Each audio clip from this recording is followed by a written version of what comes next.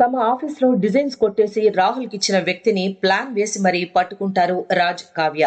దాంతో కోపంగా రాజ్ ఆ వ్యక్తిని కొట్టబోతూ ఉంటే కావ్య వద్దని ఆపేస్తుంది. ఏమండి, ఇలాంటి వాళ్ళని కొట్టడం కాదు, పోలీసులకు అప్పగించాలి అని అంటుంది. మేనేజర్, ఇతన్ని పోలీసులకి పట్టించండి అని రాజ్ అనగానే మేనేజర్ వచ్చి అతన్ని తీసుకెళ్లిపోతాడు. మీకు తెలియకుండా కొత్త డిజైన్స్ వేస్తానా శ్రీవారు అని అంటుంది కావ్య. పర్వాలేదు, ఇంటి దొంగల్ని పట్టడంలో నన్ను మించిపోయావు అని అంటాడు రాజ్. ఎంతైనా మీ పాదదాసిని కదా, అందుకే ఇలా చేశాను అని అంటుంది కావ్య. సరే, ఇక న్యూ డిజైన్స్ గురించి ఆలోచిద్దామా అని రాజ్ అనగానే ఓకే అంటే ఓకే అని ఇద్దరు డిజైన్స్ వేస్తూ ఉంటారు.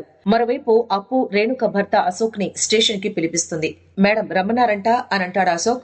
మీకు గుడ్ న్యూస్ అని అప్పు అంటుంది. వెంటనే ఈ కేసు క్లోజ్ చేస్తున్నారా అని అడుగుతాడు అశోక్. కేసు క్లోజ్ చేస్తే మీకు గుడ్ న్యూస్ ఎలా అవుతుంది అని అంటుంది అప్పు. అంటే అది మేడం, సిఐ గారు మిమ్మల్ని కేసు క్లోజ్ చేయమన్నారు కదా, మాకు బ్యాడ్ న్యూసే కానీ మీకు గుడ్ న్యూసే కదా, అందుకే అలా అన్నాను అని అంటాడు అశోక్. మీ పాప చనిపోలేదు, బ్రతికే ఉంది అని అంటుంది అప్పు. వాట్ అని ఆశ్చర్యపోతాడు అశోక్. అదేంటి, పాప బతికే ఉందని చెబితే ఎగిరి గెంతేయాల్సింది పోయి అలా షాక్ అవుతున్నారేంటి అని అడుగుతుంది అప్పు. అంటే మేడం, ఇప్పటిదాకా మీరే కదా మేడం పాప చనిపోయిందని తేల్చేశారు, మీరు ఉన్నట్టుండి పాప బతికే ఉందని చెప్పేసరికి ఇదిగో ఇలా షాక్ అయ్యాను.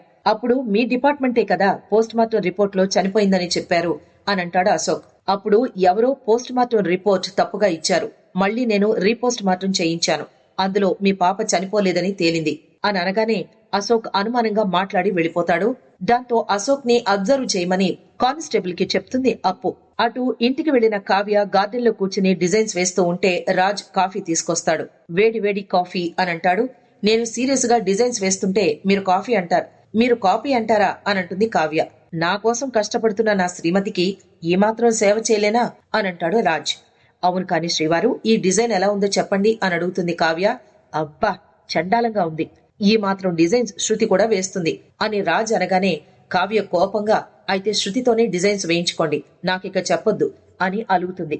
దాంతో రాజ్ కావ్యను బుజ్జగిస్తాడు. ఇద్దరూ మళ్లీ సరదాగా మాట్లాడుతూ ఉంటారు. అంతా రాహుల్ పైనుంచి గమనిస్తూ ఉంటాడు. కావ్య మళ్లీ డిజైన్స్ వేస్తూ ఉంటుంది. రాహుల్ మాత్రం ఈ 2 రోజులు నిన్ను అడ్డుకుంటే చాలు, నాకు రెండో విజయం కూడా దక్కుతుంది, ఈ రాహుల్ ఏం చేస్తాడో చూస్తూ ఉండు అని అనుకుంటాడు. యాండి, ఇదెలా ఉందో చూడండి అని అంటుంది కావ్య.